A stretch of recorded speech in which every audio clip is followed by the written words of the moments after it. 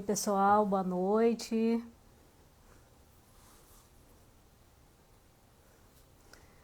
Olá, o pessoal entrando. Boa noite. Mais um dia de live aqui no IPJ. Olá, hoje a live é com a professora Alicia Raine, da UFBA. Alicia acabou de entrar, nossa convidada.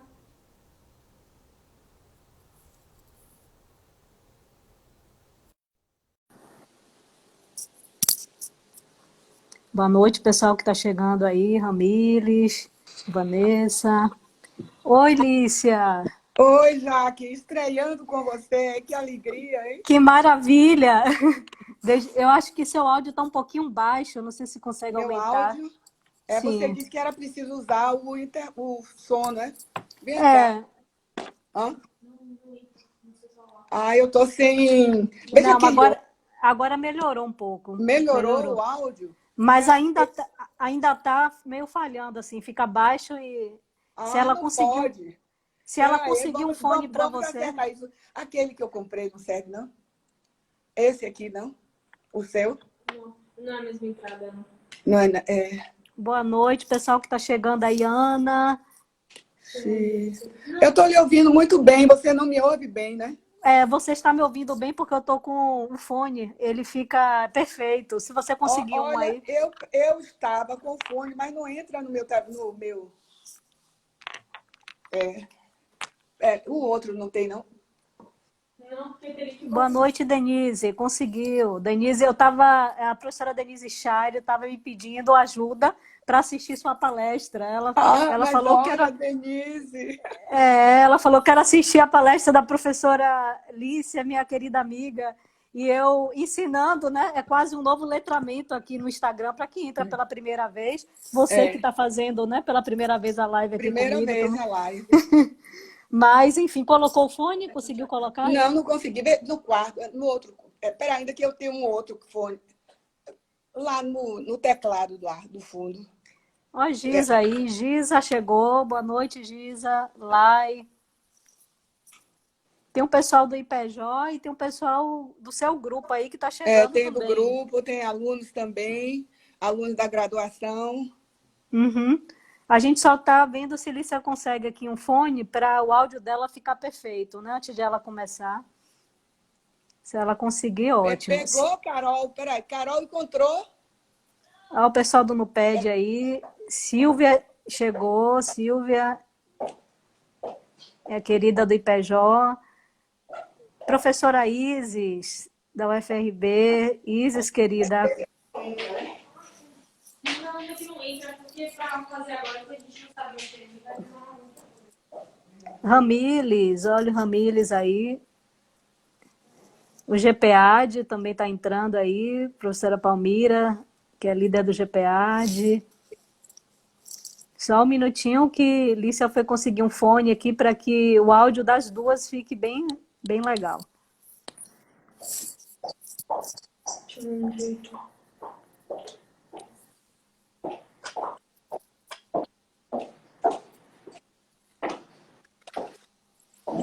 Oi, Jaque. Infelizmente, eu não consegui.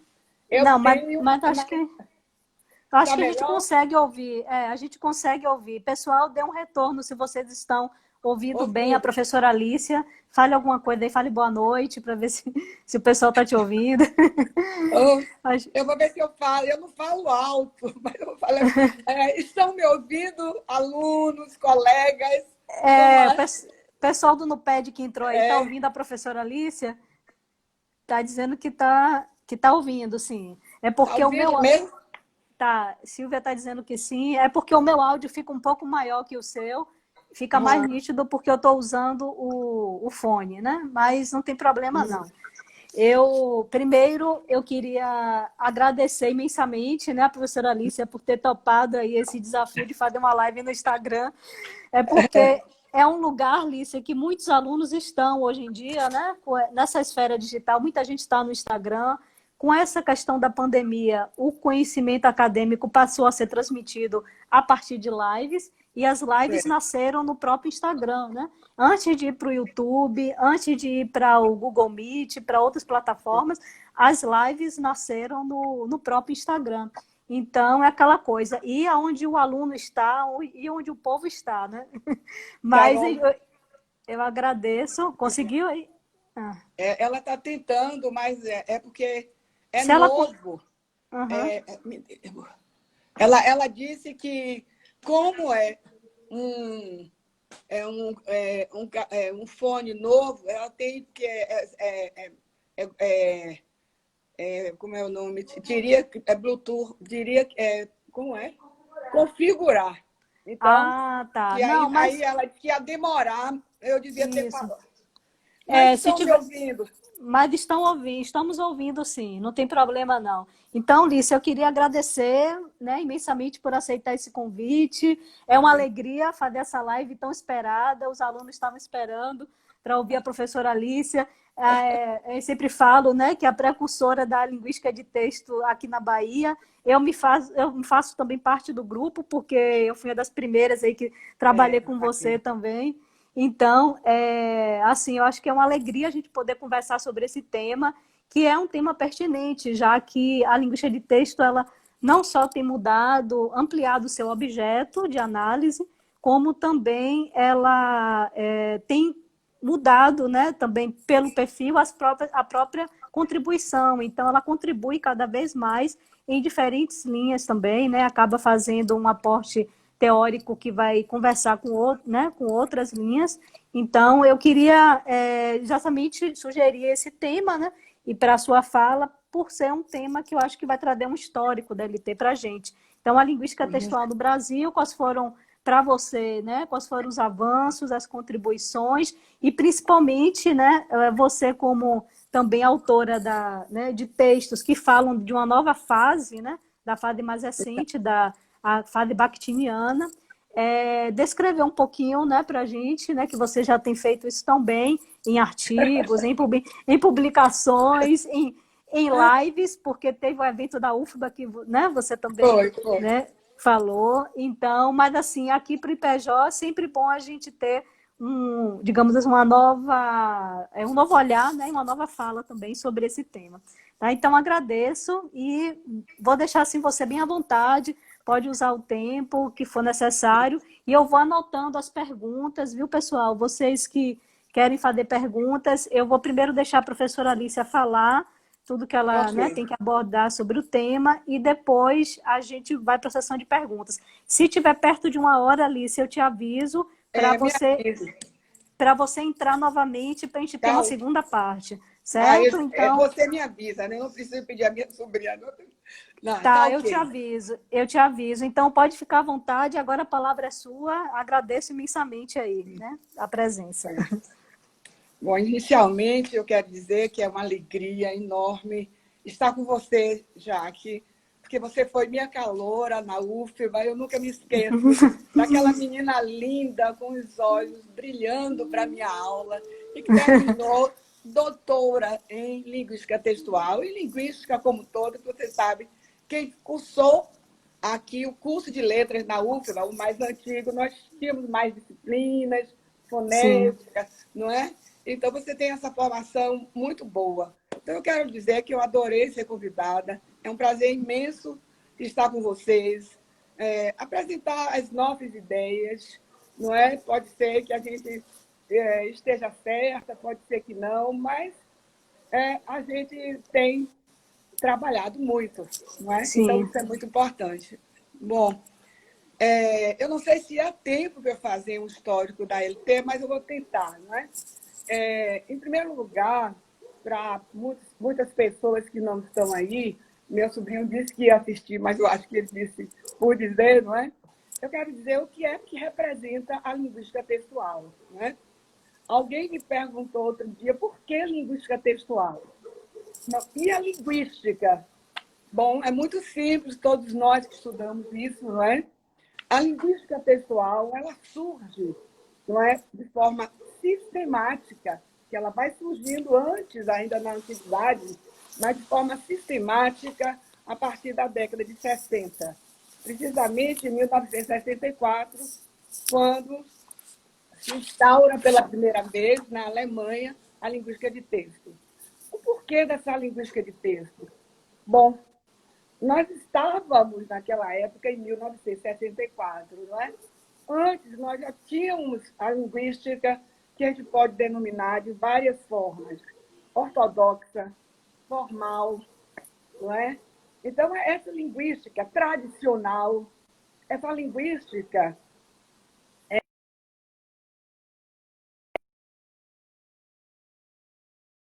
ela não elegeu, por exemplo, o texto como... Eu sei a história da linguística, que eu brinco muito com meus alunos, e é uma brincadeira que tem de ter muito cuidado. Eu digo o seguinte, que essa linguística tradicional, essa linguística formal, apesar de ela ter se posicionado contra a gramática da Antiguidade Clássica, até que nem gramatiquês, século II, do Dionísio da Trácia, apesar de muitas críticas, ela estabelece um liame, porque eu não posso me esquecer que o Aristóteles definiu, não é, a frase ou a oração como limite máximo de análise. E na linguística formal, nós temos esse limite, mas esse limite está mais presente no Chomsky, porque é o Saussure, porque eu chego a dizer que o Saussure não trabalhou nem a frase, não é? Vamos lá. Então, na década de 60, não é, nós temos a linguística de texto. Então, ela veio revolucionando os estudos linguísticos. Aliás, a década de 60 foi uma década de revolução dos estudos linguísticos. É na década de 60 que nós temos as primeiras reflexões de uma linguística discursiva, do Pechet, as primeiras reflexões, não é, de uma linguística denominada, naquela época, funcional. Embora Pechet estivesse em uma análise do discurso pechetiana, e ao funcional mais ligado à pragmática, não é? Então, essa linguística de texto, já que você sabe muito bem, de forma tradicional, ela possui 3 fases. Então, para que eu tenha tempo de falar um pouco sobre as inovações, eu vou objetivar. Então, nós temos aquela fase que é chamada transfrástica. O Marcuse, que eu fui mesmo aluna do Marcuse, ele dizia em sala de aula que essa primeira fase, a linguística de texto, tinha de fato, que é muito discutido. Uns dizem que não tinha, outros dizem, mas ele dizia. Na primeira fase, nós tínhamos um texto. Mas o que era o texto nessa primeira fase? Não é? O texto era uma tessitura, vamos dizer assim, de frases, de orações. E aí eu vou entrar logo com o Bakhtin, que eu opto em dizer que era uma tessitura de frases, de orações, e não de enunciados na perspectiva bakhtiniana. Então, o que eu quero dizer é que o texto, nessa época, se atinha exclusivamente ao código. A preocupação era transcender o limite da frase. Mas, mesmo assim, ficou, vamos dizer assim, limitada a frase e não foi para a pragmática, não foi para o uso, nem nada. Vamos ter uma segunda fase também. Essa segunda fase vai contemplar algumas ideias bakhtinianas, como, por exemplo, a competência textual. Mas, por exemplo, não. Mas somente para eu sumarizar, o texto continua sendo materialidade, que nós chamamos de cotexto, que, aliás, é uma apresentação que eu fiz no ano passado lá na UERJ. Houve uma discussão um pouco o que é cotexto, existe, não existe, devemos contemplar ou não. Então, eu sei que o grupo que está aí, todo grupo sabe, não é? O contexto, não é? É o texto enquanto materialidade linguística, não é? É pena que a gente não tem, vamos dizer assim, a possibilidade de trazer alguns exemplos. Eu digo, eu vou ter meus exemplos. Mas pode falar do que você lembrar, só não tem como ilustrar, né? Como colocar numa tela. Eu vou ler um trechinho aqui, que foi uma aluna que está aí, que me deu hoje. Eu disse que, gente, tem de ser um texto que não tenha muitas imagens e que eu possa falar. Então, eu vou abrir aqui aspas. É um texto que fala sobre Putin. Aí diz o seguinte, aspas, Putin afirmou que sua filha teve uma temperatura de 38 graus centígrados no dia da primeira injeção da vacina, certo? Sim. E caiu para pouco mais de 37. No dia seguinte, depois da segunda injeção, não é? Ela estava novamente com um ligeiro aumento de temperatura. Mas, então, tudo acabou. O que eu quero mostrar para vocês o que é contexto. Lendo essas informações aqui, nós temos muitas informações, mas no contexto, nós não devemos ativar conhecimentos de mundo.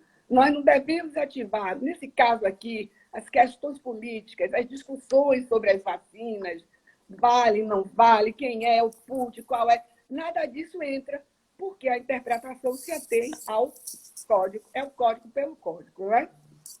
Depois dessa segunda fase, nós temos a chamada virada pragmática. Nessa Uhum. fase, que é a terceira fase, vamos ter assim, uma mudança substantiva, porque o texto, nas duas primeiras fases, é contexto, ou seja, se atém ao código pelo código e não vai para o uso efetivo, não vai valorizar as questões sociais, históricas, questões pragmáticas. Na terceira fase, nós temos a pragmática, não é? A filosofia pragmática, a filosofia que ela surgiu, não é? No final do século XIX, a partir da filosofia da linguagem, não é? Que teve, vamos dizer assim, como mentor a segunda fase do Wittgenstein, né? Porque Sim. ele esteve na primeira fase como formalista e depois ele foi como pragmaticista em Oxford. Então, nós vamos ter, né? Eu, quando comecei a estudar, eu quero confessar, lá com o Marcuse, eu fui aluna do Marcuse, tive a grande honra de ter participado de umas 3 disciplinas e de ter participado daquele projeto dele. É compreensão ou interpretação? É copiação ou interpretação textual? Então, foi ali que eu comecei realmente a gostar muito da linguística textual, porque tinha um outro professor lá, Humberto Novelino, lá na Universidade Federal de Pernambuco, que disse, não, Lícia vai estudar fonética. Lícia vai ser, né, Isso foi pesquisadora no da fonética. mestrado já? Foi no seu mestrado, isso? Foi no mestrado. Olha, gente, 1984. Eu defendi aqui na UFBA, porque eu fiz lá todas as disciplinas, eu escrevi a dissertação toda lá, mas Marcuse viajou para fazer o pós-doc dele, foi em 86 para a Alemanha. Uhum. E meu marido, somos baianos, a minha vontade, eu tinha muita vontade de voltar a Salvador por causa da minha família, minha mãe ainda era viva, minhas irmãs e tudo. Aí eu vim para aqui e trouxe a dissertação. Quando eu cheguei aqui, eu fui à pós-graduação, não havia defesa pública nessa época. Aí eu disse, olha, como o Pedro trabalhava na Chesse, eu tive transferência para cá por força de lei. Foi a minha sorte, porque senão eu não teria continuado, né? E aí minha dissertação saiu pela Bahia. Há 3 anos, o pessoal lá em Recife estava querendo organizar as dissertações e teses orientadas por Marcuse, eles ficaram surpresos. Como a sua dissertação não saiu pela UFPE? Aí eu expliquei essa coisa toda. Mas eu voltando, eu quero dizer que essa fase, quando eu comecei a estudar essa terceira fase, eu achei que nós tínhamos realmente chegado, não é, a uma situação, vamos dizer assim, significativa, tínhamos conseguido transcender os limites da linguística de texto, não é? Que nos primeiros momentos a gente continuava no contexto e essa coisa toda, né? E aí, chegando aqui na UFBA, eu estou como um projeto de releitura das teorias da linguística textual. Então, essas questões todas que eu estou aqui falando, e eu também tenho um núcleo de pesquisa, no PED, elas são geradas a partir dos meus alunos, maravilhosos, que estão aí, maravilhosos, e também por conta do compromisso, do exercício mesmo profissional de realizar essa pesquisa, não é? Então, eu achei o seguinte, que maravilha, não é? Temos agora o texto como processo, temos a pragmática, não é?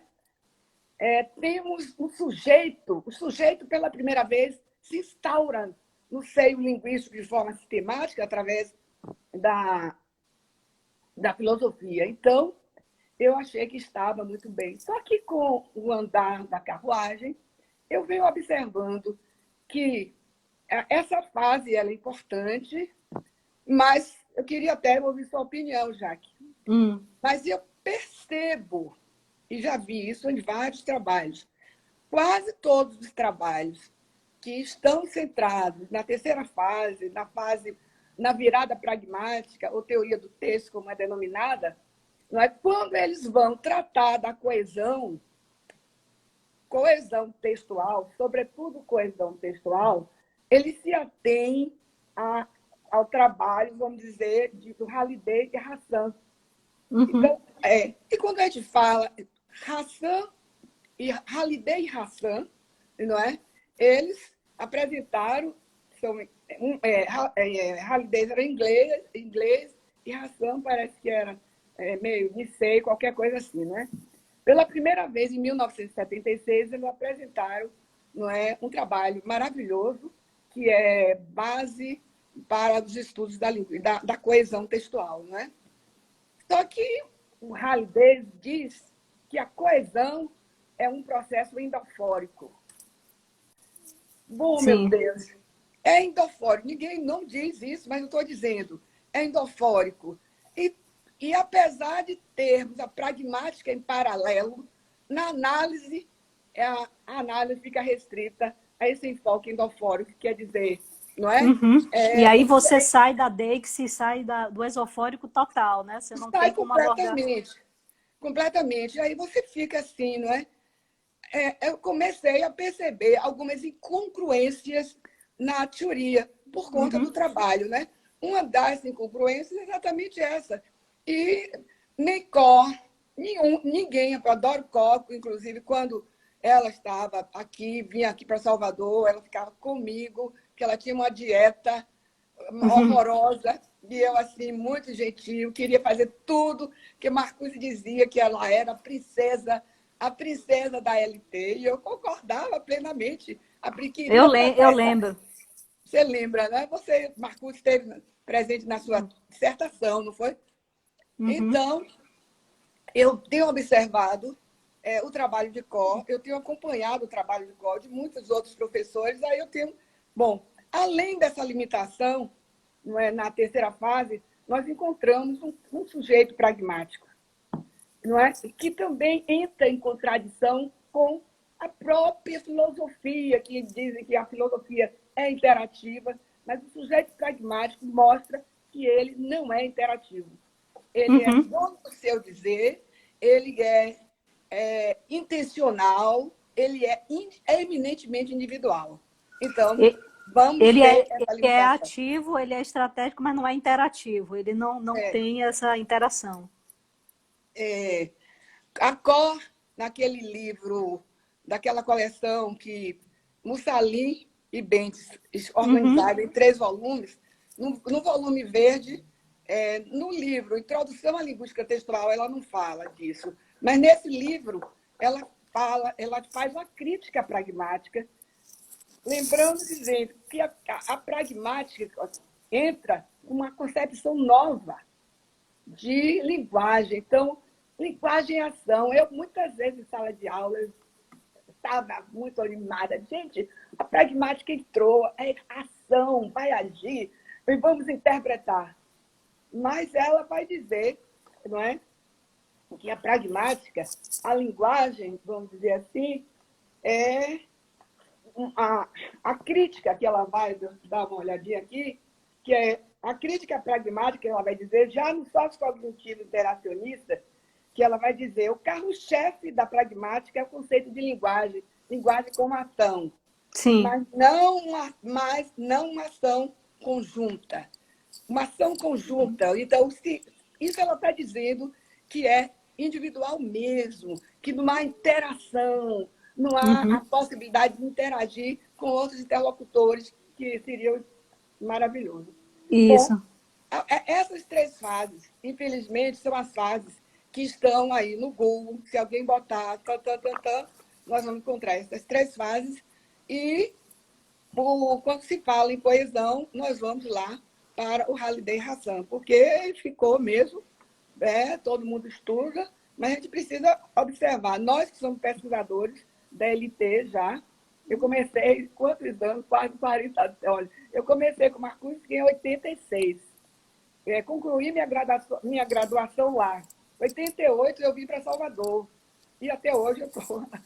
Eu fiquei na UNEB, depois fui para a UFBA em 90, foi, E 91. eu comecei com você em 96, você bastante animada com a LT, Uhum. ainda um pouco com a fase pragmática, né? Muito. Ainda em transição para outra fase, mas Uhum. enfim. Aí É, depois dessas fases aí, o que é que vem, o que é que vem ó, depois? depois dessas fases, nós temos o momento sociocognitivo interacionista. Bom, como eu acabei de escrever um artigo, na verdade, esse artigo já existia, mas aí eu fiz uma releitura, eu achei que ficou muito bom. Eu vou mandar para você. Muito bom, muito bom, muito bom. Porque eu mandei para uma revista e um dos pareceristas não aceitou, o tal, que eu não sei o nome, essa pessoa não aceitou de maneira nenhuma a minha proposta de transcender um pouco essa fase sociocognitiva interacionista, achando que tudo que eu estava dizendo ali, Koch já tinha feito. Mas isso é uma posição de um pesquisador desse, é uma posição retrógrada, porque a ciência está aí para caminhar, para dar seus passos. E outra coisa, Jaque, as fases, inclusive o sociocognitivismo interacionista, não trabalhou, não se viu diante com um texto sincrético, com várias linguagens. Então, nós precisamos Uhum. mudar. Estava apenas, eu acho que estava apenas no início da sociointeração. Eu acho que o que Exato. você traz aí da fase bakhtiniana traz verdadeiramente o diálogo, né? O É, diálogo é, e o texto como unidade multissemiótica, que eu acho que é o que você propõe também, né? é, é. Não, eu vou apresentar para vocês que cada dia que passa eu vou, né, diminuindo. Eu digo, meu Deus, como a gente tem melhorado. Mas agora eu vou falar um pouco sobre o sociocognitivismo interacionista. Bom, Koch, não é, começou a dar uma olhadinha aqui, a apresentar, não é, esse sociocognitivismo, porque ela se posicionou contra tal, é, vamos dizer assim, ciência cognitiva, que tinha o apoio do Chomsky. E essa ciência cognitiva se posicionava contra o famoso behaviorismo do Bromfield nos Estados Unidos. E Sim. essa ciência cognitiva postulava uma cisão, uma separação acentuada, radical, entre mente e corpo, não Isso, é? entre o individual e o social também, né? Social. E aí a Có começou a fazer uma leitura. Nisso aí, a leitura dela é bem interessante, eu aprendi muito. Eu quero dizer o que você disse, acabou de dizer. Eu jamais estou desprezando essa literatura que é importantíssima.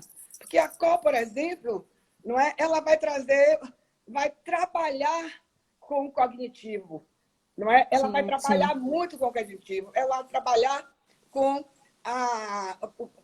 vamos dizer assim, com a memória procedural, ela vai trabalhar com os conhecimentos tipo frame, não é, esquemas, ela trabalha muito sobre isso. Então, como eu quero ter tempo de apresentar, que você me pediu, não é? Eu vou ler aqui o conceito de texto de Koch.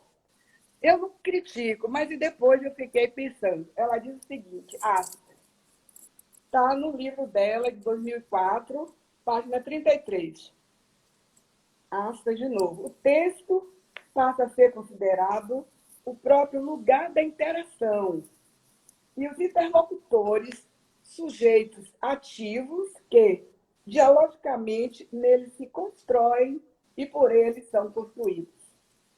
Aí ela completa, ela diz, a produção da linguagem constitui atividade interativa, ela bate no interativo fortemente, que isso é importante, não é? E que o pessoal da D francesa não aceita no que eles façam sequer menção na expressão interativa, porque ele diz o seguinte, a interação, o interativo não está em peixe, o interativo está lá, não é? Então, continuando, ele diz assim, a produção da linguagem constitui atividade interativa, altamente complexa de produção de sentidos. Nós temos, os sentidos são produzidos, não é? Que se realiza, evidentemente, com base nos elementos linguísticos presentes na superfície textual, e eu não poderia parar aqui. E ela continua. E na sua forma de organização, mas requer não apenas a mobilização de um vasto conjunto de saberes, como os frames e etc. Mas eu quero mostrar que esse conceito de texto da COR, ela prioriza muito a questão da interação. A COR fala em dialogicidade, ou seja, nós estamos vendo a presença do Bakhtin, é outra coisa que eu quero falar, não é? Fala na produção, não é, de sentidos, é interessante, mas ela, em momento nenhum, aliás, isso está presente em todas as fases da LT, em momento nenhum, ela se atém exclusivamente à linguagem verbal. Eu acho que hoje, vocês vão ver no meu conceito, não é? A gente tem de olhar para o semiótico, a gente tem de conceder o texto, como eu concebo, como um evento dialógico, e eu vou explicar daqui a pouco que é o dialógico, semiótico, essa coisa toda. Não estou fazendo uma crítica dura a esse conceito, mas ele é limitado, e eu vou dizer por quê. Você sabe que quando a professora Rosalta Pode era a nossa diretora, ela tinha um curso aqui, e nós andávamos pelo interior da Bahia, dando curso, não é, de linguística textual, de teorias linguísticas, até de fonética. Mas fonética é porque eu realmente estudei muita fonética. Tanto é que Humberto Novelino, professor lá de Recife, não, me botou para eu ensinar fonética em uma faculdade lá, quando eu era aluna, na FAFIRE, Faculdade de Filosofia do Recife. Marcos coçava a cabeça, que ele dizia, não, Lícia vai ficar aqui comigo. Eu digo, tá bom, vamos lá.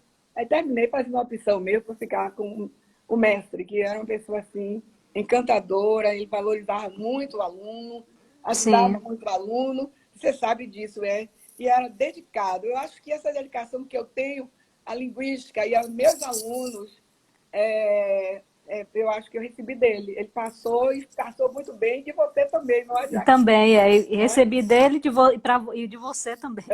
Obrigada. Então, do sociocognitivismo, eu destaco esse conceito de texto mostrando um liame com o Bakhtin. Mas eu discuto, será que há um liame mesmo? Porque eu conheço muito pouco Bakhtin, mas eu tenho estudado bastante. Aliás, nessa pandemia, eu não fiz outra coisa, eu não sei estudar.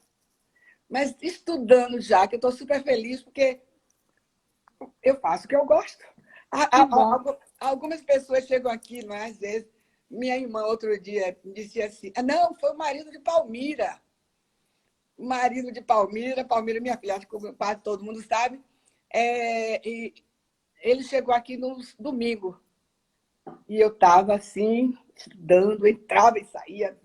Aí ele olhou para mim e disse, dona Alice, a senhora sabe que hoje é domingo? A Denise está falando que você foi aluna de fonética e fonologia dela, foi isso? Foi. Eu vou falar ainda. Vou falar dele. Eu não me esqueço que eu aprendi demais com você, meu amor. Você é um amor. Denise, você, está aqui no coração. E você sabe que você pode contar comigo para tudo, né? Um beijo. Ó o Bom, multimodal aí, o coração. no coração. Então, vamos ver, nessa situação, então eu destaco isso. Agora, critico um pouco, porque eu acho que o Bakhtin não está presente, pelo menos nesse conceito. Porque o Sim, Bakhtin vai estar presente, no mínimo, a gente deveria ter a concepção, a presença da semiótica. Agora, outra questão que está também, não é, que a COF fala, e que eu já falei, é a crítica que ela faz à pragmática, dizendo que a pragmática, que o objeto... Não, a concepção de linguagem da pragmática, linguagem e ação. Mas eu achei isso lindo, não é? Que isso já é antigo, está naqueles livros, Ler e Compreender, não, mas está em vários outros livros dela, não é? Inclusive, que eu já venho estudando há muito tempo. E ela diz que a linguagem é ação, mas não é uma ação conjunta, não é uma ação que vá estabelecer mesmo uma interação, não é? uhum, Ou dessa fase, eu não poderia deixar de falar sobre a presença da referenciação, que essa tem a é, ver muito com a minha proposta, né? isso, Né? É. O que é có, não foi có, não é? É no livro dela, ela disse, inclusive, que foi a Mondada, que, inclusive, eu tive o prazer de almoçar com a Mondada, foi em Fortaleza, né? A Mondada vai trabalhar muito, e foi ela que instaurou na linguística textual a concepção de referenciação. Bom, o que significa referenciação? Para a gente explicar o que é referenciação, a gente tem que explicar o que é referência. Então, fica mais fácil criar referência, e eu vou ler aqui um pouquinho para vocês o seguinte, de forma muito simples. O conceito de referência preconiza, não é? Preconiza tessituras textuais referentes, vamos dizer assim, não é? A priorístico ao discurso. Então, quando sim, ele diz que a referência, eu vou ler talvez aqui fique melhor, não é?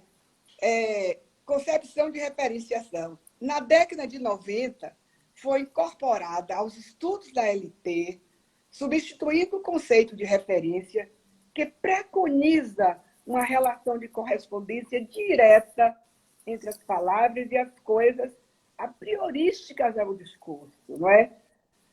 Postulando a famosa metáfora do espelho, que considera a língua como uma representação da realidade.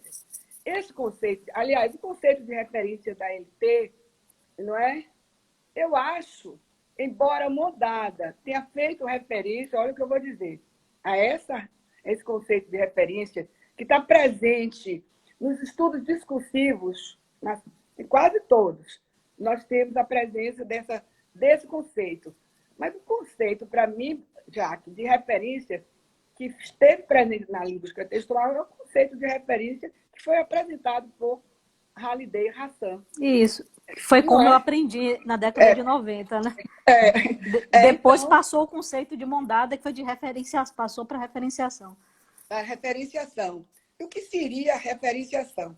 Mondada e Dubois, em 1993, 94, eu estive com Mondada, com Marcuschi, foi num congresso em Fortaleza, Marcuschi muito gentil, me convidou para almoçar com Mondada, a conheci. Ela não é francesa, é um país que é vizinho à França, né? Me esqueci. Inclusive, aquele livro do Apotelos foi Sim.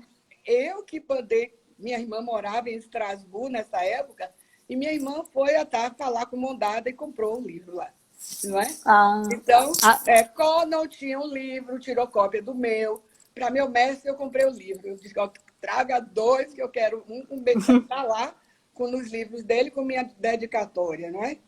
Então, Mondada e Dubois são os dois linguistas que trabalharam muito essa questão da referenciação. É claro que eles vão refutar essa tese de referenciação. E eu enfatizo, refutam porque... Não, é claro que eles vão refutar a tese de referência, porque nós acabamos de ver que a concepção de referência postula, não é, processos textuais, que eu não sei nem se eu posso dizer isso, a priorístico ao discurso. Não é? Uhum. E aí, mudada em plena década de 90, a década de 90 foi a década da mudança da linguística de texto, de uma revolução, porque até 80, quando diz que o sociocognitivo começou na década de 80, não começou. Nós já tivemos aqui, olha, eu estudei com o Marcuse, minha dissertação lá, não tinha nada disso, o Marcuse estava começando, o primeiro livro dele foi publicado em 1983, linguística de texto, o que é e como se faz, não é? Aqui no Brasil chega um pouquinho mais tarde, né? Acaba chegando sempre um pouquinho mais tarde. Chegou bastante tarde. Não é? Então, eles refutam a tese de que a linguagem seja vista, primeiro, como sistema de etiquetas, que se prende às coisas. Aí eu me lembrei, não é, da famosa, não é, discussão lá na Antiguidade Clássica. Língua é convenção, não é? Ou não? Então, natureza ou convenção? É natureza ou convenção, que foi discutido inicialmente pelos pré-socráticos Heráclito e Demócrito. O Heráclito Sim. a favor da natureza e o Demócrito, já naquela época, século IV a.C., a favor da convenção. Então, dizendo assim, eles vão discutir em prol da noção de referenciação. E o que seria a referenciação? Eu vou dizer de uma forma bem simples. A referenciação, ela não ocorre de forma a priorística ao discurso. A referenciação processa elementos textuais negociados discursivamente, nunca a priori ao discurso. E aqui eu trouxe uma concepçãozinha que diz o seguinte, a referenciação entendida como uma negociação, é uma negociação discursiva, produzida por um complexo de interação entre os sujeitos envolvidos nas atividades enunciativas. Então, nós temos aí uma presença, não é, muito grande, uma pragmática. Mas uma coisa que a linguística de texto não tem feito, e eu tenho dificuldade, que eu não encontrei nos livros, é que Koff faz essa crítica ao tal sujeito pragmático, a pragmática de linha dura, Sim. mas não discorre. A linguística de texto continua, né, como pragmaticista, esse conceito de referenciação é eminentemente pragmaticista. Mas a gente não tem. Outro dia que eu conversei com o professor Raja, aqui, que veio lá um curso, e eu fiquei surpresa. Sabe o que ele me disse? Eu digo, aí, professor, e esse sujeito de linha dura, esse sujeito individual, não é? Esse sujeito marcado pela intencionalidade, que quer agir sobre os outros, ele disse, ele negou. Eu disse, desaprendi. E aí não quis discutir, não é porque não cabia, não. Certo? Não, para dar uma característica, já que os processos textuais são discutidos, não é, na instância mesmo do discurso, uma das características dessa referenciação é a estabilidade. Não é? Nós não temos nada. Por exemplo, Marcuse, uma vez, que eu sempre me lembro dessa... É uma piada que ele brincou, dizendo que uma certa vez, uma espécie de exemplo, não é? O delegado estava na delegacia, de repente entra lá um tal bandido, um ladrão, qualquer coisa. Aí o delegado olhou para o tal cara e disse para ele, aqui você vai aprender a tocar o piano. Então, os sentidos são construídos discursivamente, não é? Com certeza. Não é? Bom. E, tendo essas 4 fases da LT, eu comecei, Jaque, por conta, inclusive, do meu projeto que eu realizo aqui na UFBA, a observar. Primeiro, eu comecei a observar que em todos os conceitos, quase todos os conceitos de texto, nós não vamos, eu vou botar o quase, não é? Nós não temos um olhar para a pragmática. Observo também que a linguística de texto se acanha em falar em ideologia. Mas isso nós sabemos. observe bem, lendo, eu digo, bom, nós estamos até publicando, minhas alunas que devem estar me assistindo, Miriam e Aline, duas doutorandas, Elas estão aí, elas estão escrevendo um artigo que deverá ser publicado, não é, no livro da pós-graduação sobre ideologia bakhtiniana, que nós vamos seguir o Bakhtin, e ideologia, já que em peixe, porque se trata de um artigo, temas interessantes que são muito procurados pelos alunos. Então, a linguística de texto tem essa dificuldade. Eu acredito também para não criar uma interface tão forte com a análise do discurso, mas às vezes é impossível, né? Você tem que falar em ideologia, não tem jeito. Não, nós temos de falar que ideologia, não é porque eu não estou aqui com o conceito de ideologia, não é do Wittgenstein. Wittgenstein, ele diz o seguinte, deixa eu ver se eu me lembro, ele disse que a palavra, vamos dizer assim, dicionarizada, ela não tem vida, que a palavra ganha vida na hora do momento em que nós usamos e estamos trabalhando, ela ganha vida e assume conceitos institucionalizados de grupos sociais. Então, não existe nenhuma possibilidade de negarmos a ideologia. Agora, a gente tem que saber que a ideologia... Bom, eu estou com um livro aqui que diz que tem mais de 50 conceitos de ideologia. O professor Paraco diz também, não é? Aí eu comecei a observar essa questão e observei também essa mesma pessoa que fez a crítica ao meu artigo, quando eu comentei, eu disse que a linguística de texto não objetivou preencher a lacuna do formalismo linguístico, que é a linguística tradicional, que só trabalha tem limite máximo a frase, que não trabalha com não sujeito, mas só materialidade. Ou dizendo, seguindo o Fernando de Saussure, trabalha com a imanência do sistema linguístico, que eu falo muito para meus alunos, não vamos esquecer, a imanência do sistema linguístico, não é? Aí eu comecei, essa pessoa, não é? Foi muito dura comigo. Aí, sabe, essa pessoa disse assim, você não tem outra coisa para falar, não, dessa crítica?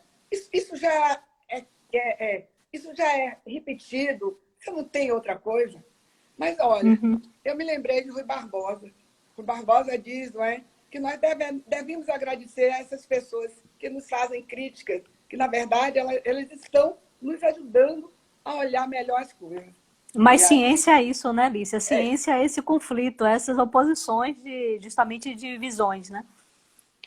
Tá. Então, para justificar a minha... Então, eu faço uma proposta após essa fase, não é? O momento sociocognitivista interacionista, eu faço realmente uma proposta que eu vejo que há pessoas que não aceitam, mas eu trouxe algumas ideias assim que eu nunca pensei de ler essas ideias, trabalhos com os signos não verbais feitos por grandes latinos da Antiguidade Clássica. Imagina, só que a nossa história, você sabe que eu sou professora de História da Linguística há muitos anos, em letras, Denise Zogmer, começa a brincar, não é? Quando eu começo a ensinar a história da linguística, eu estou com 3 livros na mão. O Rawls, que é o clássico, né? O clássico, Julia Kristeva e o Jorge Munan, que ele é um clássico. Mas o melhor para mim mesmo é o Rawls. Eu também acho. Inclusive, eu comprei até o original, eu comprei o em inglês, em língua inglesa, o inglês mesmo. Ai, que maravilha. Aí Denise olha para mim brincando, Denise Zogmer. Eu vi o livro amarelo, as páginas amarelas. Aí ela começou a dizer assim, não acredito que você vai ler de novo esse livro. Vou ler de novo, que a cada leitura uma informação nova, cada releitura uma informação nova. E aí, voltando, para não perder a coesão, depois que essa pessoa tem uma crítica dura, então arranje qualquer coisa para você justificar a nova fase. Eu notei o seguinte, que há uma resistência muito grande por causa da professora Coll. Mas, olha, gente, é o dever científico. Se fosse assim, nós não estaríamos no sociocognitivismo. Se fosse assim, nós não Sim, estaríamos hoje em outras instâncias discursivas da linguística, não é? Bom, e aí foi muito bom. Quando ela disse isso, foi uma mulher. E aí eu já tinha essa resposta, que a gente estuda muito, não é? Aí eu disse a essa pessoa que eu tinha um exemplo, mas um exemplo categórico que justifica, dentre muitos outros, a nova fase, a minha proposta.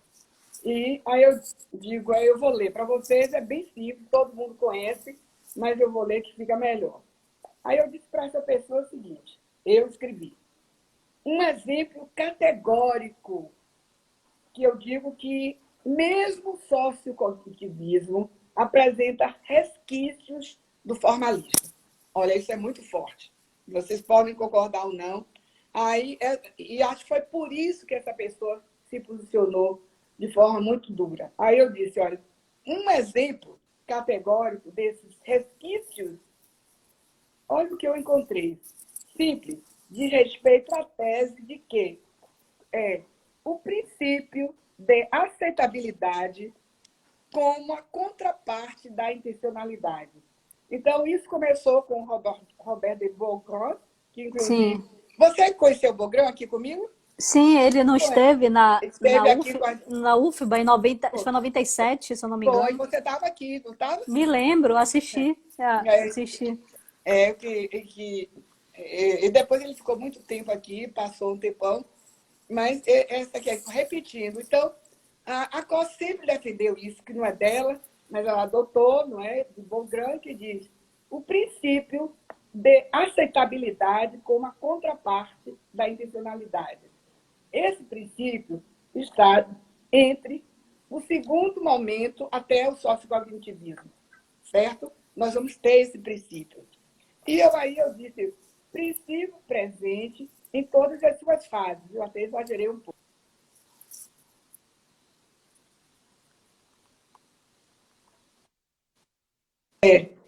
Uma ligação? Entrei uma ligação. Hoje, Carol, peça por favor para ligar para a sua.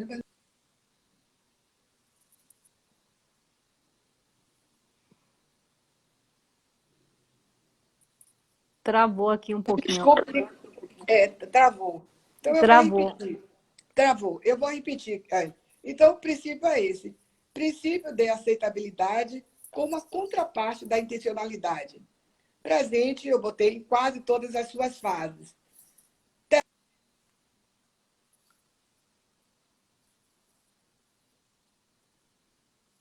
Poxa,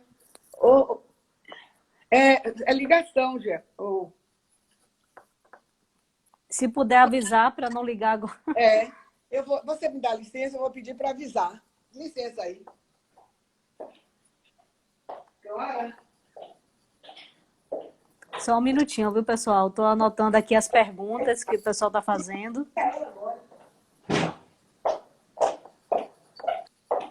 Desculpa, eu acho que não vai dar para...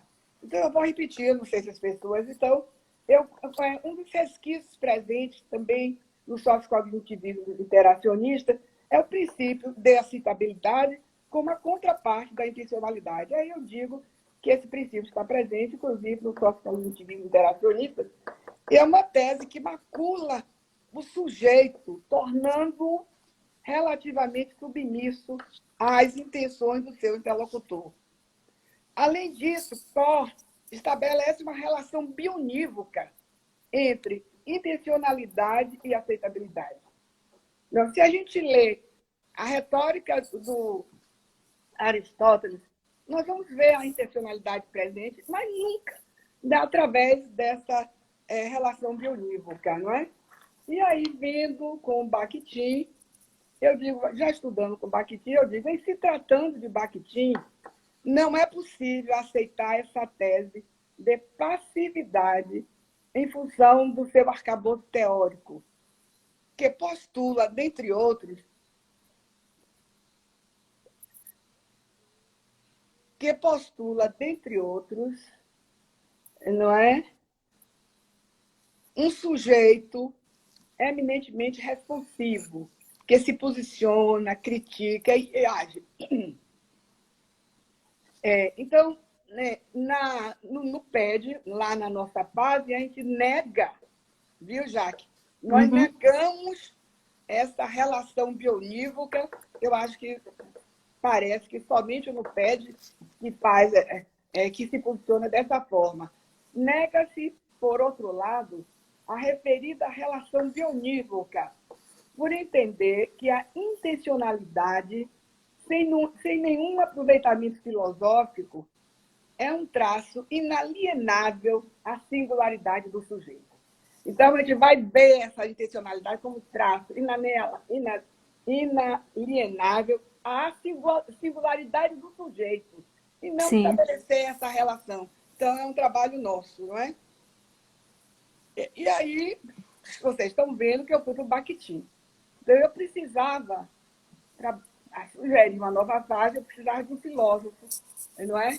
E tinha de ser o grandioso o trabalho de Bakhtin. Eu sei muito pouco, tenho estudado muito, quero estudar mais, por fé em Deus.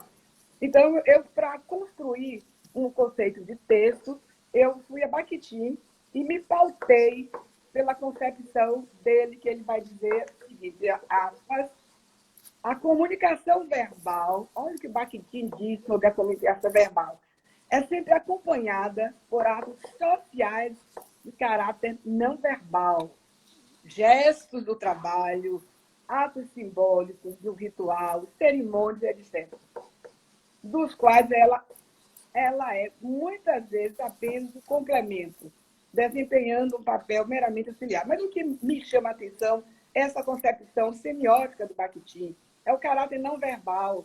Então, eu precisava construir um conceito de texto.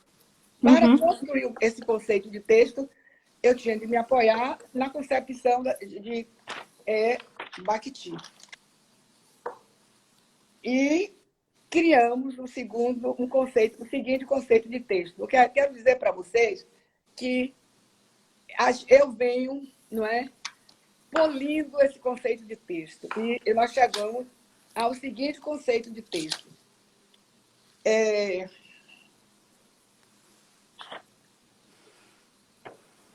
Cadê o conceito de texto?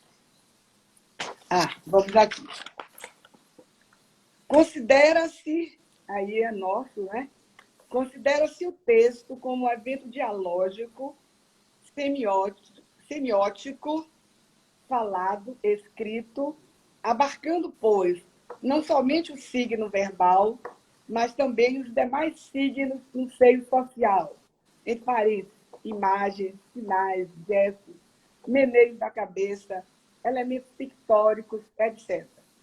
Assim compreendido, o texto pode constituir-se da linguagem verbal ou da linguagem verbo-visual ou ainda da linguagem puramente não verbal, bem como de aspectos históricos e ideológicos caracterizados pelo processamento de sentidos inferenciais. Então, Lícia, a gente só tem agora 1 minuto, seria interessante a gente sair e entrar novamente para você ficar à vontade para explicar. Tá? Eu vou desligar aqui, aí quando eu entrar de novo, você repete a mesma operação. E aí eu vou e chamar entra minha no... sobrinha. Tá, pode chamar ela, aproveita. Tá bom. Está aqui, Carol. Pessoal, então a gente sai e volta, né? É Tá. só 1 minutinho mesmo, só para Tá. eu encerrar. Eu vou porque já... aproveitar, vou beber uma água. Tá, ok.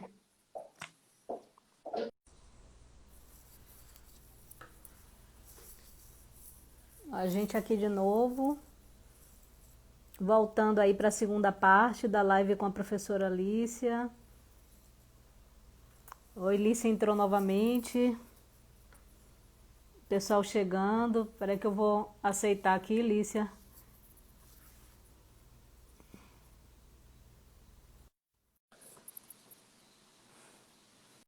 E aí, pessoal, todo mundo aqui de volta, segunda parte da live. Passa rápido, viu, Lícia? 1 hora, a gente pensa que não. Mas agora eu vou ser mais objetiva para a gente trabalhar com as perguntas, não é? Mas Uhum. eu vou ler aqui algumas questões. Então, essa questão, não é, da intencionalidade, não é? Estabelecer, vamos dizer assim, uma relação direta com a intencionalidade, seja, não é, vista como uma abordagem direta, como uma contraparte. Isso nós não podemos aceitar.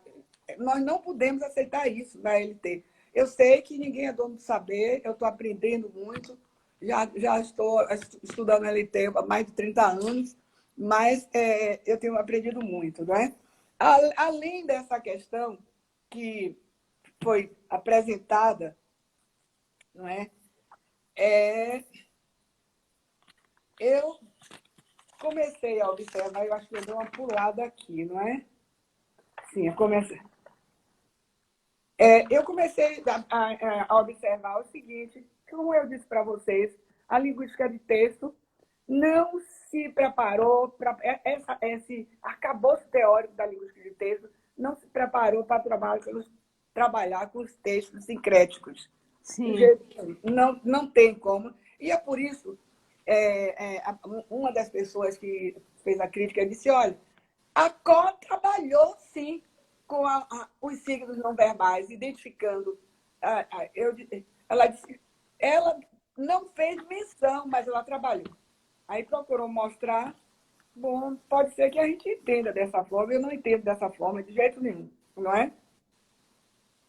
Então, eu postulo exatamente, não é, que os signos semióticos não verbais e os verbais, eu postulo que eles são elementos constitutivos do texto.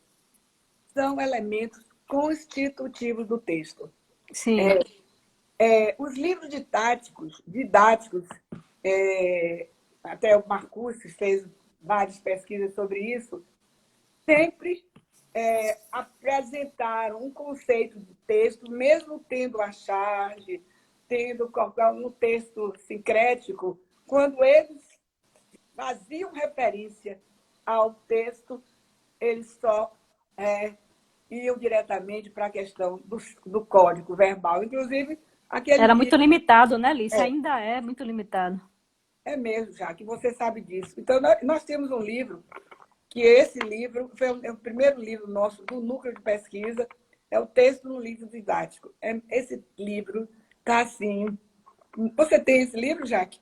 Eu vou lhe dar Não, um. esse não. Vou lhe dar um. Obrigada. Ouviu?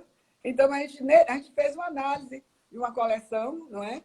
De livros didáticos, já tem um tempo, e a gente observou que havia um hiato muito grande entre elementos verbais e elementos não verbais. O que era texto? Texto é tudo aquilo que estava ali realizado pelo signo verbal, não é? Então, a gente postula isso. Outra coisa, eu não trouxe aqui, mas eu vou falar rapidinho, não é? A questão do sujeito. Substitui o sujeito pragmático pelo sujeito social, mas ela não explica que sujeito social é esse. Uhum. Qual é a fase? A gente precisa. Porque essas perguntas são feitas não por professores da rede estadual, não. São feitas por pesquisadores que estão lá em letras, que estão na pós-graduação, não é? E ela não faz, não é? Qual foi o nome do livro, Alice? O pessoal está perguntando aqui, que você citou aí, do livro didático. O meu, Sim, o seu, o que você falou que é... o texto... Peraí. É o texto no livro didático. Cadê as meninas aí? É o tratamento do texto. Aí, o pessoal já colocou, é texto no livro didático, é isso? É isso mesmo. Obrigada aí, meninas. É o livro que ele trabalha tanto, né? Esse é muito bom. Todos os meus alunos elogiam demais, né? Quando o elogio vem do aluno, a gente aceita, né? O professor fica meio assim. Mas porque foi um livro que não foi escrito por mim, não. Foi pelo grupo. Eu nunca vi um escrito pelo grupo. A gente botava o telão, olhavam, diziam uma coisa. A Dialto fez parte desse livro, não é? Então, eu também acho, não é, que a COP deixa a desejar. Nós estamos escrevendo um novo livro, que é exatamente a proposta de uma nova fase, não é? E a questão da ideologia. A gente chegou, mas eu já vi isso em algumas teses, mas nós chegamos a uma conclusão que é interessante, não é? E as meninas botaram até, obrigada, meninas, me citaram aí nesse novo artigo, que eu digo o seguinte, não é? A linguística de texto se acanha em usar a terminologia ideologia. Por quê? Porque a concepção de ideologia, e Palmira vai falar muito bem, que ela sabe muito bem essas coisas, que é da linha dela, está ligada à concepção de sujeito assujeitado da linha de Peixet, do discurso pechetiano, não é? Uhum. Então, eu fui aluna de Marcuse de umas 3 disciplinas lá na UFPE. Nunca ouvi Marcuse falar de ideologia. Mas é porque havia essa cisão mesmo entre... havia até uma briguinha, né? Entre LT e AD pechetiana. Inclusive, a expressão AD se dirigia, era interpretada exclusivamente como AD de Peixe. Hoje a gente fala com o Manguenô e com muitos outros, a gente tem outras interpretações e até o próprio Bakhtin, não é? Então, eu digo o seguinte, que a COR mostra uma certa instabilidade quando ela comenta, sobretudo, a questão da coerência e, sobretudo, da coesão textual. Não é? Nós saímos de uma coesão endofórica com sócio-cognitivismo interacionista. Nós fomos para uma coesão indireta, inclusive você fez muito bem na sua tese, belíssimo trabalho. Você fez uma releitura do trabalho de Marcuse. Eu quero Sim, das até anáforas indiretas. eu quero aqui que você me mande para eu usar aqui com meus alunos em artigo, uma coisa mais objetiva, não é? Você Tá. fez essa releitura, não é? Então, nós vamos ter, nesse quarto momento, não é? Nós vamos ter a presença da coesão indireta, que é a anáfora associativa, não é? Mas eu percebo, Jaque, que o trabalho dela ainda merece ser revisto. O trabalho é muito bom, isso que fique bem claro, eu sou apaixonada pela linguística textual e dizer que precisa ser revisto. A minha tese, que eu faço a apresentação, uma sugestão de anáfora correferencial e não correferencial, hoje já merece uma revisão, que nós estamos, foi em 2001. Claro. E até a minha, que foi de 2012, trabalhei com gêneros digitais do meio digital. Também, né? Já tem coisas que eu já estou revendo, imagine, coisas de mais de 10 anos atrás. E ontem, lendo um trabalho, revendo o trabalho de uma aluna minha que está aí, Tayla, eu disse, Tayla, que ela trabalhando com a coerência, aí lemos uma citação de Cole, que está naquele livro, Introdução à Linguística Textual, mas de 2018, deve estar na 4ª ou 5ª edição, Sim. na página 55. Olha o que ela diz. Eu digo, puxa vida, aspas. Eu, às vezes, abro aspas na confusão, nem fecho, mas vou prestar mais atenção para fazer direitinho. O conceito de coerência também é reformulado. Ela está falando do sociocognitivismo estariacionista. Então, ele diz que nessa fase, o conceito de coerência também é reformulado. Passa-se a concebê-la, nas palavras de Có, 2018, como construída por meio dos processos cognitivos. Então, é a força da memória procedural, é a força, não é, do cognitivo nessa fase, não é? Como construída por meio de processo cognitivo, a coerência. Olha o que ela diz. Isso no último livro dela, não é? Aqueles operantes na mente dos usuários. Então, esses processos cognitivos, não havia nem necessidade ela dizer, mas ela enfatizou, processos operantes na mente dos usuários. Aí vem, razão pela qual, olha o que ela diz sobre a coerência, ou não, sobre a coesão, razão pela qual a ausência de elementos coesivos não é necessariamente um obstáculo para essa construção. Então, com essa citação de Cole, eu percebo que ela tem uma estabilidade muito grande em conceber a coesão. Eu vejo em 2018, publicado, quando ela diz, já que os processos de coerência se efetivam na cognição, e ela justifica, porque são cognitivos, ela justifica Sim. a razão pela qual a ausência de elementos coesivos não é necessariamente um problema, um obstáculo. Eu sou totalmente contra isso. Eu acho que ela ainda está presa aí na coesão antiga, né? Quando ela afirma isso. Muito bem. Porque, na verdade, quando você fala já em uma fase cognitivista, você deveria já reconhecer o que Marcuski já aponta, as anáforas indiretas, né? Associativas, que são de ordem, né? Também mental, né? E cognitiva. Então, eu concordo com você que fica meio contraditório aí, fica um pouco, essa afirmação fica um pouco contraditória.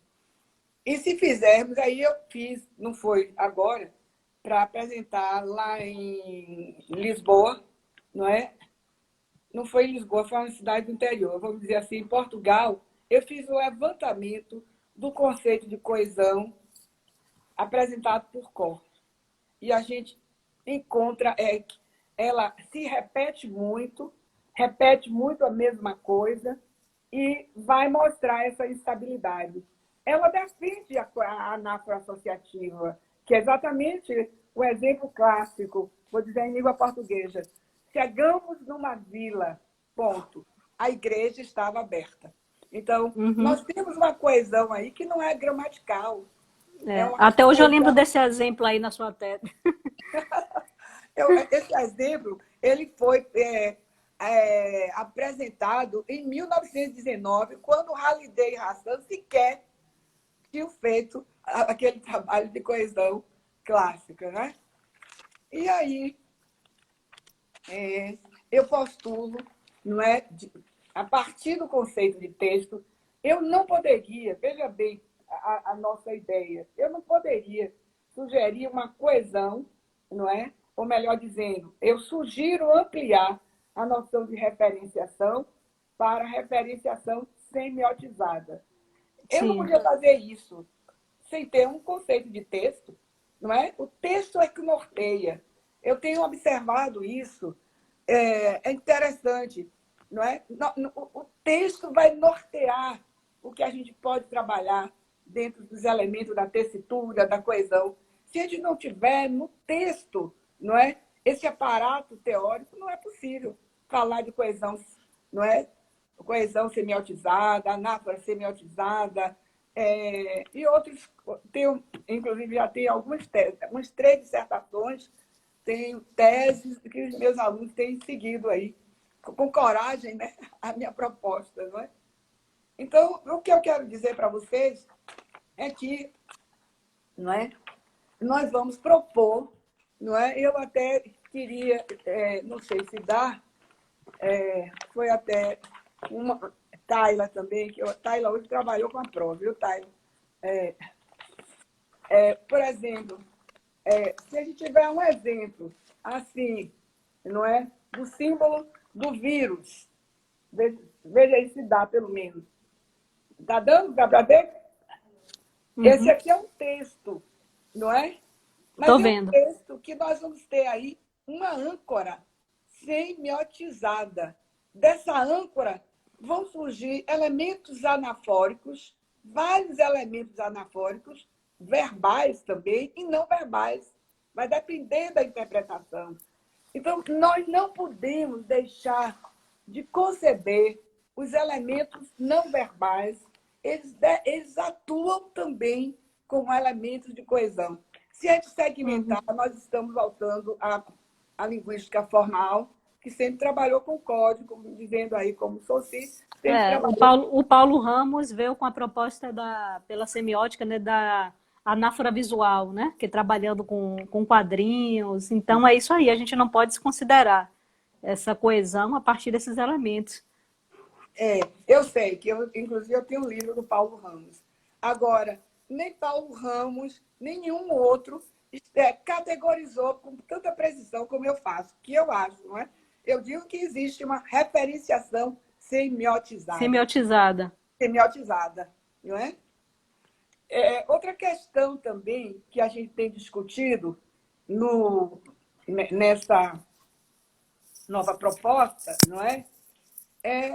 Eu discuti aí a questão do contexto, não é?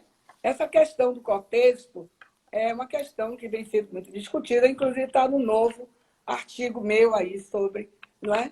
Aí eu tive relendo uma das apostilas de Marcuse, e eu também observo, Jacques, que ele não usa muito a expressão contexto, quando ele quer fazer referência à materialidade linguística, porque eu acho que há um pouco de incongruência, diz que vai retirar, não é, do contexto uma anáfora associativa.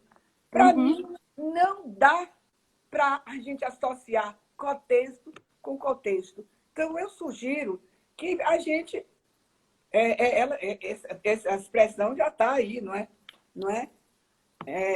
Muito presente, mas eu não acho, eu não vou usar. Inclusive, aqui eu não estou aqui com material, tem Marcuse um curso que ele deu em 2003, ele deu foi na Paraíba, e ele me mandou algumas apostilas, eu tenho essas apostilas, e nessa apostila ele traz essa explicação. Ele diz, não é, que o contexto deve ser visto mesmo como, vamos dizer assim, materialidade, como a materialidade que não transcende para questões históricas, contextuais, não é?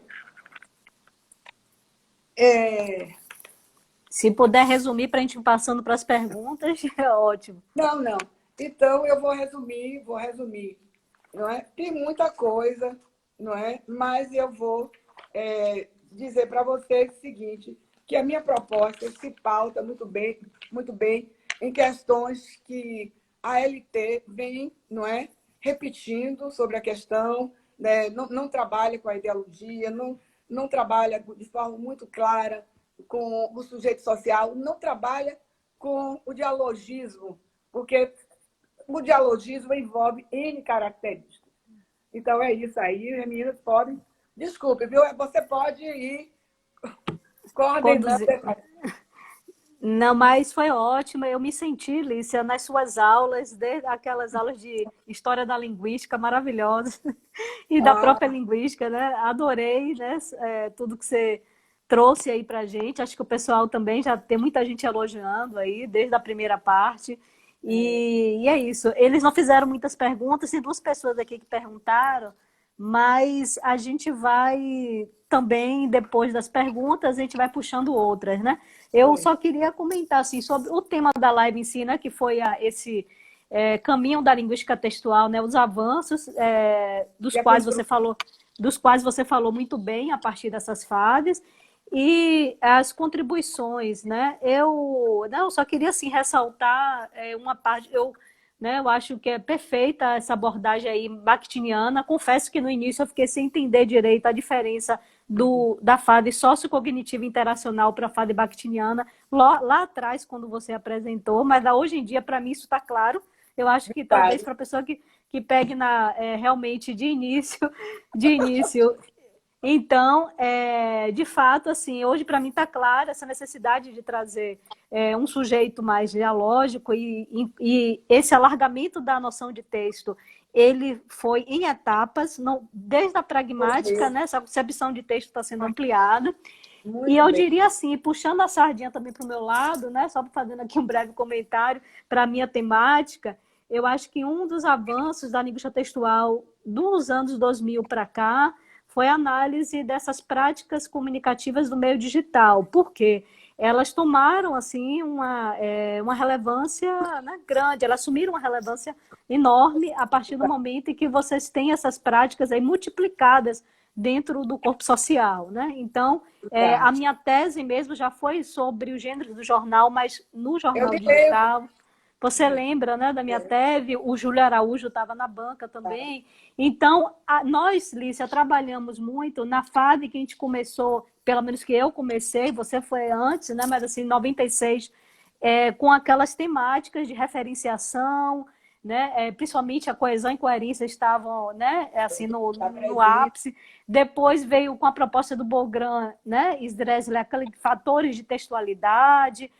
Uma grande contribuição da LT, ainda na década de 90, foi os estudos de fala e escrita, né? De língua falada, que você até hoje, né? Você estuda, né? Muito bem. Estou escrevendo um artigo. Exatamente, só vai aprimorando, mas assim, dos anos 2000 para cá, já que o estudo dos gêneros também, dos gêneros textuais, numa linha mais bakhtiniana, né, pode ser chamado de gêneros discursivos. Esse estudo dos gêneros ganhou grande relevância. O próprio Marcuse fala que o estudo dos gêneros não é novo, mas ele está na moda, né? Naquele livro de 2008 ele fala, estudar os gêneros não é algo novo, mas está na moda. Então, assim, quando a gente passa para esses gêneros em meio digital, que são as práticas do meio digital, a gente tem um outro avanço aí da LT, porque, claro que não é só a LT que se interessa por essas práticas, mas a gente tem um olhar específico, né? Então, saindo já desse meu comentário para uma pergunta que tem a ver com isso, a pergunta do Ramires, que foi aquele me orientando da UFES, você, né, esteve, né, na banca de qualificação, né, Olha, eu posso já, ainda. Ele já já, defendeu? já defendeu em março que você não pôde ir por causa da cirurgia, mas infelizmente você não estava na banca, mas assim, o trabalho ficou, depois da ajuda, né, das suas Foi muita contribuições, ajuda. ficou bem amarrado, né? Nós gostamos muito do resultado final. Então, assim, ele está perguntando como é que, nessa perspectiva, né, da LT, como é que essas atividades de produção de texto, de produção textual em meio digital são analisadas, né? Então, eu não sei se ele colocou a pergunta para você, mas como eu trabalho muito com essas práticas, mas qual é a sua visão em relação a isso? Como é que essas práticas de produção textual no meio digital são assumidas na linguística textual? O que é que você acha, Alice? Olha, Jaque, quando eu sugiro o conceito de texto, não é como evento dialógico, que eu nem falei, não é?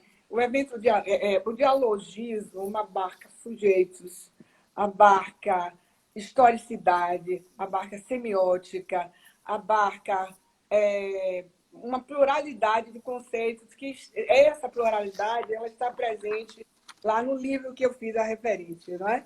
Então, quando ele fala de semiótica, inclusive uma aluna minha, Geisa, fez um trabalho belíssimo, então, trabalhando também com textos sincréticos, nós estamos também, nós não excluímos, em nenhum momento, nós não vamos, excluímos a questão do texto na internet. Quando eu falo sincrético, eu me refiro sobretudo a ele. Mas a produção do texto, eu acho o seguinte, para o aluno produzir textos, eu sempre me lembro das palavras do meu mestre. O aluno tem de ter, a gente tem de ter um arcabouço teórico, ele tem de vivenciar e tem de ter um acompanhamento de um professor.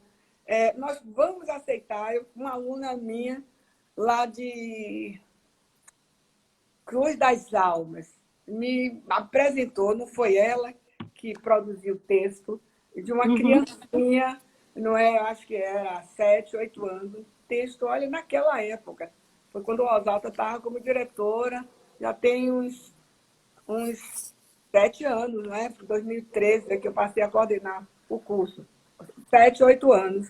E ela me mostrou, não é, como ela deveria proceder com esse aluno, com um texto desse lindo. Eu disse, minha filha, você tem de considerar esse texto, é um texto verdadeiro, e fazer com que o mais importante, não é, que eu acho, é o que Marcos também diz, não é?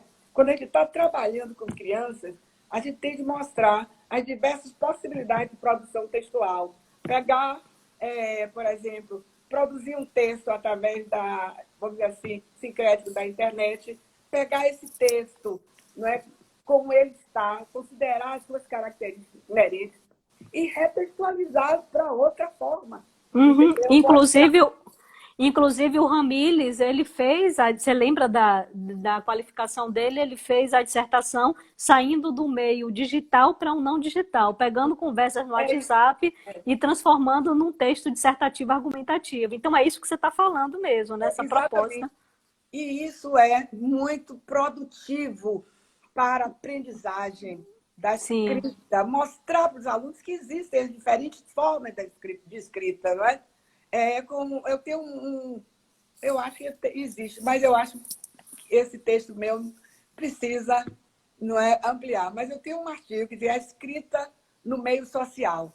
O que é escrita no meio social? A escrita no meio social é uma escrita que ocorre efetivamente. Por exemplo, se eu chego aqui, minha empregada, no dia que nós fazemos congelamento, no dia que faz congelamento, você não imagina os textos que ela escreve, ela bota na geladeira e tudo. Então, eu acho que ele tem que trabalhar, viu, Ramírez?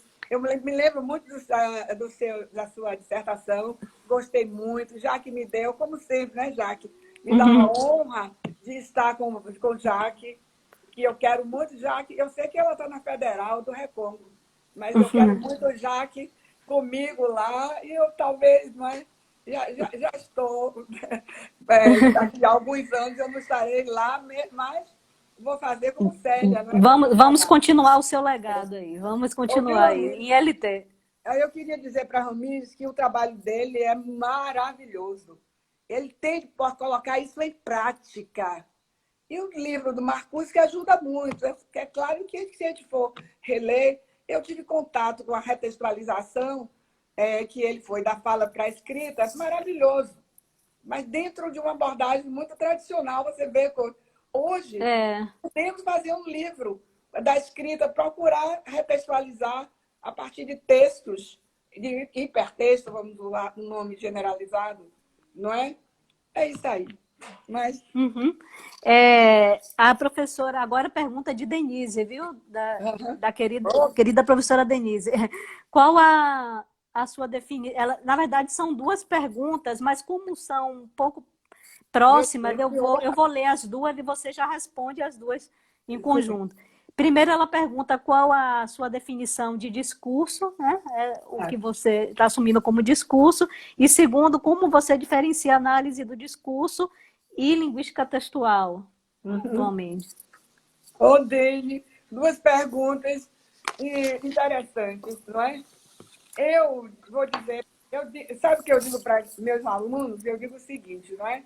Nós não podemos conceber o discurso, o conceito de discurso, fora da teoria. Por exemplo, vou dar um exemplo claro que eu tenho trabalhado. O discurso bakhtiniano, não é? Olha, o que é discurso para Bakhtin? É um enunciado concreto, gente, produzido por um sujeito vivo, um sujeito concreto, carregado de ideologia. Mas a ideologia lá de Bakhtin não exclui o individual. Isso são questões. A gente está escrevendo muito sobre isso. Então, eu digo para meus alunos, conceber a terminologia discurso, nós devemos estabelecer uma relação direta com o arcabouço teórico, não é? Por exemplo, Manguenot, não é? Manguenot trabalha com o discurso, mas sequer, não é, trabalha com o discurso bakhtiniano, não é? Não, ele tem alguns liames, mas eu digo sequer com o discurso pechetiano, não é? Então, viu? Olha que honra, doutora Denise, minha professora de fonética e fonologia, e ela me pegou com um estudo de fonética muito bom que eu tinha acabado de fazer, de dar um curso lá em Recife. Professor, não foi Marcuse, professor Humberto Novelino, me indicou para ensinar em uma faculdade lá, Faculdade de Filosofia do Recife. E quando eu vim aqui, Dene estava vindo da Alemanha e deu um senhor curso. Eu não fui, eu fui mais ouvinte dela, não é? Porque eu estava vindo de Recife, eu já tinha feito essa disciplina, mas aprendi muito, vi Dene muito, muito bem. E é Ela uma comenta honra. aqui que queria prestar uma homenagem ao meu grande mestre Heinz Walter, que trabalhou com Bogran e foi o autor de uma das primeiras publicações da LT. Ai, que maravilha. Agora, olha, falar de AD, mas eu acho que ela faz referência à AD pechetiana e à Sim, LT. É, essa diferença que acho que o pessoal confunde muito, né, também. olha, a linguística de texto pode ser o texto da forma que eu estou postulando agora, o texto como evento semiótico, dialógico, não é? Eu posso conceber isso como um discurso, não é? É uma concepção de discurso. A LT trabalha com o sujeito de carne e osso. Aí eu quero dizer alguma coisa aqui na conclusão, que eu acho que é novo, não é? A LT trabalha, não é, com o sujeito, viu, Dene? O sujeito de carne e osso, o sujeito e que nós vamos desmembrar, evitar essa relação bionívoca entre intencionalidade e aceitabilidade, nada. Trabalha se a gente vai recorrer ao Bakhtin. Então, a linguística textual vai conceber o seu texto como processo, mas ela possui um arcabouço teórico diferente. O professor Pocente diz o seguinte, que no primeiro momento, a pragmática e a LT estabelecem um liame, uma relação com a análise do discurso pechetiana. E eu usava muito francês, eu não uso mais, porque existem várias linhas de análise do discurso francesa, dentre as quais o de Pechet, o de Manguenot. Eu falei que o Manguenot tem uma semana, eu vou até dizer o que ele me perguntou aqui, vocês vão morrer de sorrir, não é? Não é? Então, a ALT trabalha com esse arcabouço de um sujeito concreto, de uma intencionalidade, não nega a singularidade do ser, não, como Bakhtin diz, que todo enunciado tem um querer de ser do seu enunciador. Essas questões jamais estarão na AD francesa. Primeiro, eu não gosto de dizer, pode ser que eu esteja errada, mas eu vou dizer uma besteira aqui. Mas a AD francesa vai trabalhar, não é, com o tal sujeito assujeitado. É uma diferença substantiva. A linguística de texto trabalha com o sujeito vivo, concreto. Como é o nome? Bakhtin também, com sujeito vivo. E tem um estudo aí de semiótica que vai dizer, já tem uma crítica muito grande em relação também a essas questões. Vai também dizer que trabalha com sujeito vivo de carne e osso, entendeu? Então, a interpretação, Dene, de um texto pautada na lei francesa vai ser a interpretação nunca de um sujeito individual, que esse sujeito não existe para a letra. Eu chego a pensar um pouco na abstração chomskiana, isso que esse pessoal não me ouça, isso. Você não acha não, Jaque? Uma certa abstração. Então, e a ideologia, essa ideologia é que gera o assujeitamento do sujeito, porque a ideologia Sim. vai ser sempre no grupo, não é? E outra coisa, a DPX não trabalha com relação fala-escrita, a DPX não trabalha com a coesão, e eles dizem muitas coisas que não são verdadeiras. Eu digo, gente, a gente fica... Com os gêneros, numa perspectiva textual, também não Não trabalha, né? trabalham. Exatamente. Então, há uma diferença grande. Palmira é próximo, Palmira é expert nesse assunto, mas essas questões que eu disse são realmente basilares para os dois, as duas bases teóricas. Denise está dizendo que guerra boa, e realmente a guerra é boa, porque são duas áreas interessantíssimas, né? Então, cada uma com seu olhar. Mas queria saber se vocês têm mais perguntas, pessoal. Muita gente elogiando aqui a live. Obrigada. Valnei dizendo prolícia, sempre empolgado a lecionar linguística. Ô, Valnei, ó! Pessoal agradecendo. Ana, do IPJ, dizendo que foi construtivo demais. Oh, Silvia dizendo, professora Alice, li o seu texto hoje e tive uma aula, parabéns. oh. Deve Olha, ser deve ser o texto aquele livro que a gente publicou, o Intertextos, que eu tenho um capítulo naquele livro, pela Edufba, aquele livro de 2018, que eu acho que você... gostaria, eu gostaria de dizer para todos que essa fase que eu estou propondo está fazendo Sim, olha que ousadia, uma releitura dos princípios de textualidade. Já está pronta, mas é muita informação para dar. Um dia a gente pode marcar outro dia. Mas bem interessante. Nordélia, minha doutoranda, que hoje é doutora, fez também uma releitura, trabalhamos juntas. E a gente está sim. fazendo essa releitura, já que a gente tem que fazer essa releitura. A gente não pode aceitar que as teorias elas estejam cristalizadas. Cristalizadas. Isso não existe. Cristalizadas. Em ciência, né, você não pode ter isso. A professora Isis, da UFRB, querida, elogiando aqui, parabenizando a professora Alicia pela excelente discussão e a professora Jaqueline pela iniciativa. Ah, Miriam aí né? Acho que Miriam do NUPED também, né, Miriam? Dando Miriam os não pede, parabéns. é doutoranda. É doutoranda, né? Isso, o livro é Inquietações do Texto e do Discurso. É esse livro aí, acho que foi Ah, esse. O capítulo da Alice, acho que foi o que Silvia deve ter lido hoje, relido, né? Porque ela já tinha lido para o TCC, por indicação minha. Foi uma orientanda que fez um TCC sobre multimodalidade. Giza aqui falando, né? Orgulho dessa professora. Enfim, gente, queria agradecer, né, a todo mundo aí que está com a gente até esse momento. Eu queria só avisar também para os que precisam de certificação, a gente já está dando certificados a partir do mês de agosto para as lives e para os encontros temáticos. A live geralmente é com convidados, encontros temáticos comigo e pela plataforma Zoom, né?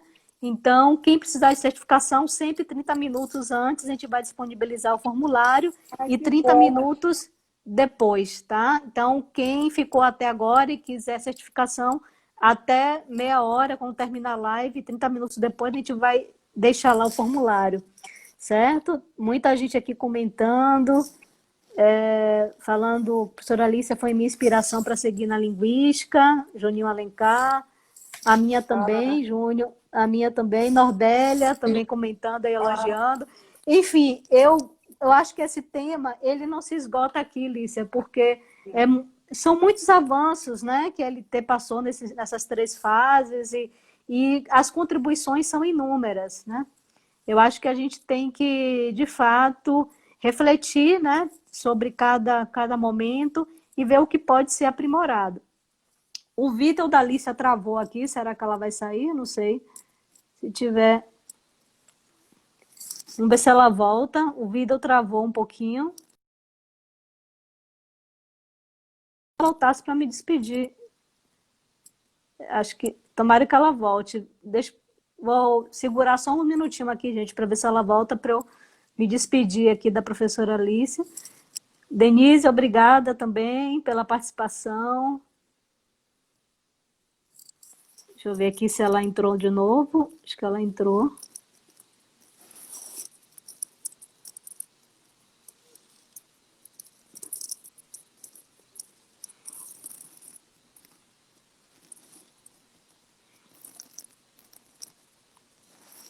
Acho que entrou de novo, acho. Vamos ver se ela... aqui. Lícia, caiu. É porque eu queria que você voltasse para a gente se despedir, né? As Eu, últimas palavras. Bom, estão perguntando quando vai ser a próxima live, é com Palmira. é, Vai ser sobre memes, né? Numa perspectiva tanto da AD como textual. Eu vou falar um pouco da perspectiva textual e Palmira vai falar mais da perspectiva da AD. Então, uma prática que está bem recorrente hoje. E queria agradecer, né, essa grande contribuição. Nós tivemos hoje uma aula com a professora Alicia, praticamente, né, foi uma live aula. E espero que ela tenha gostado dessa plataforma, é bem interativa, né, o muito. Instagram. É, Quando tiver outros temas, a gente, né, vamos pensar em outros para a gente ter outras lives e dizer, eu estava exatamente quando você caiu, né, a conexão, eu estava afirmando que esse tema, ele é muito importante, ele não se esgota aqui, né, Lícia? Você tem muitas contribuições da LT, muitos Muita coisa. avanços, e as temáticas, as grandes temáticas da LT, como referenciação, fala escrita, gêneros textuais, hoje em dia, gêneros textuais em meio digital, cada temática dessa dá uma live, tá? Tá Então, mesmo, tá. não se preocupe que vai ter live aí, isso durante a pandemia e no pós-pandemia também. Eu Ah, acho que eu queria muito fazer esse histórico com você, Lícia, porque foi você que, de fato, nos introduziu aqui na Bahia a linguística de obrigada. texto, e eu também dei a sorte de estar bem no início, aí na década de 90, né, Foi bem. acompanhando Num o momento nosso... muito importante. Exatamente, um momento importante, porque o Marcus que estava bem ativo, né, naquele Muito, muito momento, ativo. e assim fazer uma homenagem a esse grande mestre, Marcus, e a Ing também, os dois não estão mais com a gente, mas quando se fala em LT no Brasil, acho que a gente também tem que sempre colocá-los, né, como uma grande referência. E esses trabalhos novos aí dos que ficaram, né, a grande contribuição da professora Alicia nessa fase bakhtiniana. Então, vamos trabalhar, né, Alicia? Vamos avançar aí no que precisa ser modificado. Tá bom, Jaque. Olha, eu quero lhe agradecer também a pleiade de alunos, agradecer a Dene, Dene, que honra tê-la presente, que honra ter esses meus alunos, que eu amo tanto esses alunos. Para quem não sabe, a professora Denise é professora de alemão da UFBA, do Da Departamento de Germânica. Pós-doutora em alemão. Pós-doutora. Então, eu quero agradecer, foi muito legal, mas tem muitas coisas, por exemplo, através dessa pandemia, a gente chegou a... eu percebi o quanto a história da linguística está mal contada, não é? Porque a gente tem... Eu tive acesso a textos trabalhados na antiguidade. Você acredita? Trabalhando com os signos, os meneios da cabeça, na língua falada. Isso aí é fantástico. E a linguística está... Eu pretendo escrever um livro sobre... Vou contar a história da linguística verdadeira. Pois é. Muito obrigada, viu? Obrigada. Estou super feliz. Obrigada, Jaque. Obrigada, um beijo e até a próxima live, viu, Lícia? Até a Muito próxima. obrigada. Obrigada. Tchauzinho. Pessoal, obrigadão. Pessoal que ficou até agora, tá? Um abraço. Obrigada.